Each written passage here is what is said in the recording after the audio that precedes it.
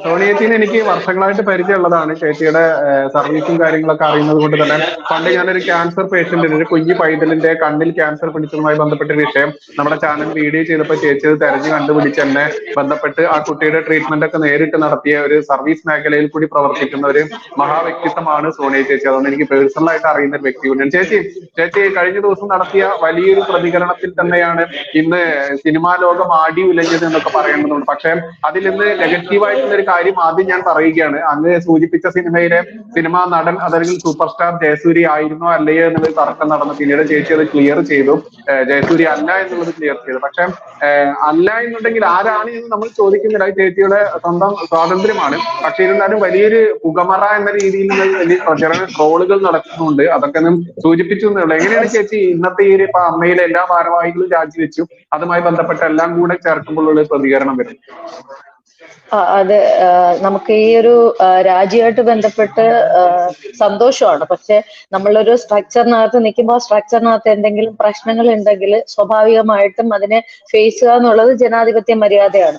അപ്പോ ലാലേട്ടൻ അടക്കമുള്ള ആളുകൾ അങ്ങനത്തെ ഒരു മര്യാദയുടെ ഭാഗത്തേക്ക് പോയതിൽ നമുക്ക് വ്യക്തിപരമായിട്ട് എനിക്ക് സന്തോഷമുണ്ട്. ഞാൻ ആ സ്ട്രക്ചറിന്റെ ഭാഗമല്ല. പക്ഷെ നമ്മളിപ്പോ സംസാരിച്ചുകൊണ്ടിരിക്കുന്നതെല്ലാം അതുമായിട്ട് കണക്റ്റഡ് ആയ ഒരു വിഷയം ആയതുകൊണ്ട് തന്നെ പിന്നെ ഇപ്പൊ മാധ്യമങ്ങൾ കാണിക്കുന്ന ബ്രേക്കിംഗ് ന്യൂസ് എന്ന് പറഞ്ഞ് കാണിക്കുന്നത് ഞാൻ ജയസൂര്യ അല്ല എന്നുള്ളൊരു വാക്ക് എന്റെ വായിന്ന് വീണിട്ടില്ല, ആണെന്നും ഞാൻ പറഞ്ഞിട്ടില്ല. എന്നെ യൂട്യൂബിൽ വേറെ, അതായത് പ്രൈം ചാനലുകളിലൊക്കെ ഞാൻ എന്താണോ സംസാരിച്ചത് അത് തന്നെയാണ് അവർ വന്നിട്ടുള്ളത്. പക്ഷെ ഇന്നലെ ഞാൻ കൊടുത്ത ഒരു ഓൺലൈൻ മാധ്യമത്തിന് കൊടുത്തത് അവർ ചോദിക്കുന്ന ഈ കുറെ വ്യക്തികളുടെ പേര് പറഞ്ഞു, ഈ ആർട്ടിസ്റ്റിന്റെ പേര് അവർ വീണ്ടും വീണ്ടും പറഞ്ഞപ്പോ ഞാൻ പറഞ്ഞത് എന്നെ കൊണ്ട് ഇപ്പൊ നിങ്ങൾ ആരുടെ പേരും പറയിപ്പിക്കണ്ട, ഇതാണോ എന്ന് ചോദിച്ചപ്പോ അല്ല, ഇനി ഒരുപാട് ആളുകളുടെ ഇതേപോലെ നിങ്ങൾ വീണ്ടും വീണ്ടും ചോദിക്കും, എനിക്കിതൊന്നും ആണെന്ന് സമർത്ഥിക്കാനും അല്ല എന്ന് പറയാനും ഇപ്പൊ ഞാൻ ആളല്ല എന്ന് പറയുന്ന ഒരു ഭാഗമുണ്ട്. അപ്പം ജയസൂര്യ ആണോ എന്ന് ചോദിക്കുമ്പോൾ അല്ല എന്ന് പറയുന്നത് മാത്രം എഡിറ്റഡ് ആയിട്ട് വന്നു, ബാക്കി സാധനങ്ങൾ വന്നിട്ടില്ല. പിന്നെ ഒരു കാര്യം അവർ പറയുന്നത്, പിന്നെ ഞാൻ തന്നെ പറഞ്ഞത് എന്താന്ന് വെച്ചാൽ ഒരു വ്യക്തിയുടെ പേരെടുത്ത് പറയണ്ടെന്നുള്ളതും പിന്നെ ഈ സൈബർ ബുള്ളിങ്ങും കാര്യങ്ങളും ആ വ്യക്തിക്ക് ഒരുപാട് വരുന്നത് കൊണ്ട് എനിക്ക് തന്നെ തോന്നി, ഞാൻ ആദ്യമേ ഞാൻ പറഞ്ഞിരുന്നു മാധ്യമങ്ങളോട് എനിക്ക് പേര് പറയാൻ താല്പര്യമില്ല, ബിക്കോസ് അത് ഇപ്പോഴും സൗഹൃദത്തിലിരിക്കുന്ന ഒരു വ്യക്തി ആയതുകൊണ്ട് എനിക്ക് പേര് പറയാൻ താല്പര്യമില്ല. പക്ഷെ ആ വ്യക്തി അങ്ങനെ അപ്രോച്ച് ചെയ്തിട്ടുണ്ട്, അല്ലെങ്കിൽ അങ്ങനെ ഒരു മിസ്ബിഹേവിങ് അവിടെ വന്നിട്ടുണ്ട് എന്നുള്ളത് സത്യമാണ്. അപ്പൊ അത് പറയണം മാധ്യമങ്ങളോട്. അതായത് ഈ സിനിമാ മേഖലയിൽ ഒന്നും ഒരു പ്രശ്നങ്ങളും ഇല്ല എന്നൊരു വെള്ളപൂശൽ വന്നത് കൊണ്ടാണ്, തെറ്റുകൾ സംഭവിക്കുന്നുണ്ട്, തിരുത്തപ്പെടണം എന്നുള്ളത് കൊണ്ട് മാത്രമാണ് ഞാനിപ്പോ 2013 നടന്നൊരു സംഭവം വീണ്ടും നമ്മൾ ആവർത്തിച്ചത്. അപ്പൊ ഇന്നലെ കൊടുത്ത മാധ്യമത്തിൽ വന്ന അത്രയും ഭാഗം വെച്ചിട്ട് അവർ കൊടുത്തിരിക്കുന്നത് സോണിയ മൽഹാർ നിഷേധിച്ചു, ജയസൂര്യ അല്ല, ആണെന്നും അല്ലെന്നും ഞാൻ പറഞ്ഞില്ലല്ലോ. പിന്നെ ഞാൻ പറഞ്ഞു വെച്ചതിന്റെ കുറെ കാര്യങ്ങൾ കട്ട് ചെയ്ത് മാറ്റി. പിന്നെ അടുത്ത് ഞാൻ തന്നെ പറഞ്ഞു, ഈ ഒരുപാട് സൈബർ ബുള്ളിങ് വരുമ്പോ അത് മോശമാണ്, ഞാൻ എന്താ പറഞ്ഞത്, അവർക്ക് ഫാമിലി ഉണ്ട്, ആ ഫാമിലി അഫക്ട് ചെയ്യുന്ന രീതിയിൽ കാര്യങ്ങൾ പോകണ്ട എന്നുള്ളതാണ് ഞാൻ പറഞ്ഞത്.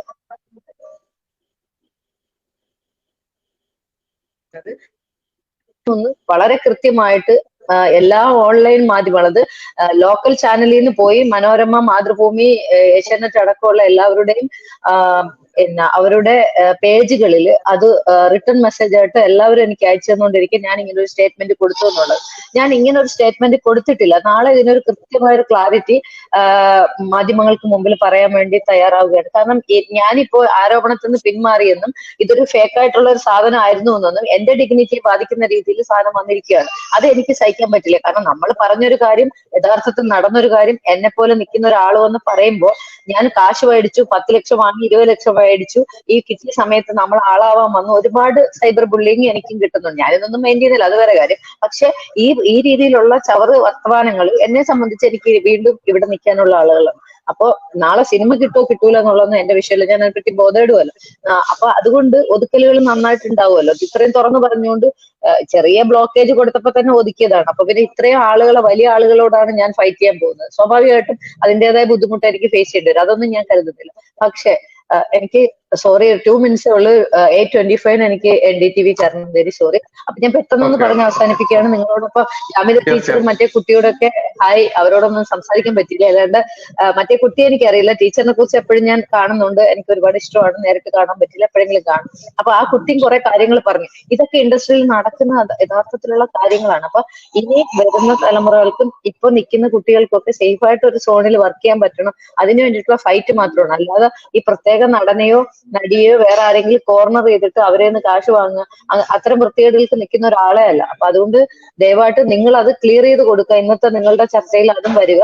കാരണം ഞാൻ ഒരു പ്രത്യേക വ്യക്തിയെ പറയുകയോ പറയില്ല എന്ന് അവരോട് പറയുന്നതിന്റെ കാരണം അവർ ഇന്ന ആളാണ്, അതായത് ബ്രേക്കിംഗ് ന്യൂസ് ആയിട്ട് അവരുടെ ഒരു ടിവിയിലൂടെ അവർക്ക് അത് കാണിക്കണമായിരുന്നു. ഇന്ന ആളാണെന്ന് സോണിയ മൽഹാർ പറഞ്ഞു എന്ന് പറയാൻ വേണ്ടിയിട്ട് ഒരു ശ്രമം നടത്തി നോക്കി. ഞാൻ അപ്പൊ പറഞ്ഞു, നിങ്ങൾ എത്ര പറയിപ്പിച്ചാലും ഞാൻ പറയില്ല എന്ന് അവരോട് പറയുന്നുണ്ട്. അപ്പം ഇങ്ങനെ പറയുമ്പോഴും ഞാൻ പറഞ്ഞു ഇന്ന ആളാണോ, ഞാൻ പറഞ്ഞു അല്ല. അപ്പൊ ഞാൻ പറഞ്ഞു നിങ്ങളിങ്ങനെ ഓരോരുത്തരുടെ പേര്, അങ്ങനെയാണെങ്കിൽ എത്രയോ പേരുടെ പേര് പറഞ്ഞു, മമ്മൂക്കയുടെ പേര്, ദുൽഖർ സൽമാൻ, അങ്ങനെ ആരെല്ലാം പാവപ്പെട്ട ആളുകളുടെ എല്ലാവരുടെയും പറയുന്നു. ഇതിൽ ആരാണെന്നൊന്നും ഞാൻ നിങ്ങളോട് ഇപ്പം റിവീൽ ചെയ്യുന്നില്ല എന്നാണ് ഞാനും പറയുന്നത്.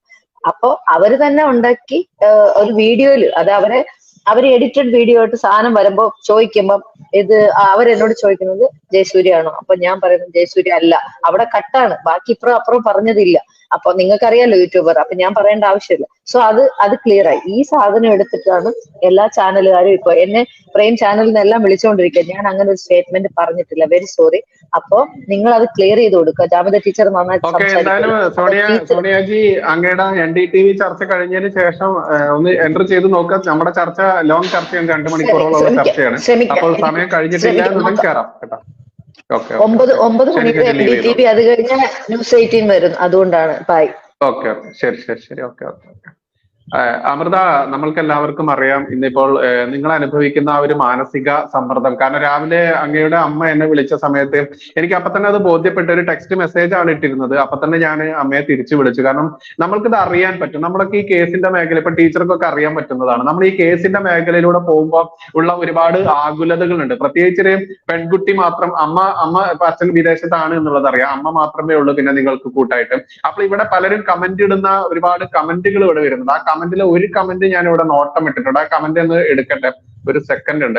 അതായത് ഇതുവരെ ഇവരൊക്കെ എവിടെയായിരുന്നു എന്നുള്ളതാണ്. രാമചന്ദ്രൻ നായരുടെ കമന്റ് ആണ്. രാമചന്ദ്രൻ നായർ, ശ്രീ രാമചന്ദ്രൻ നായർ, നിങ്ങളുടെ മകളായിരുന്നെങ്കിൽ നിങ്ങൾ ഇത് ഇങ്ങനെ ഒരു കമന്റ് ഇടുമായിരുന്നു എന്ന് മാത്രമേ ചോദിക്കാനുള്ളൂ. കാരണം ഇവരുടെ മാനസികാവസ്ഥ കൂടി നിങ്ങളൊന്ന് മനസ്സിലാക്കേണ്ടതുണ്ട്.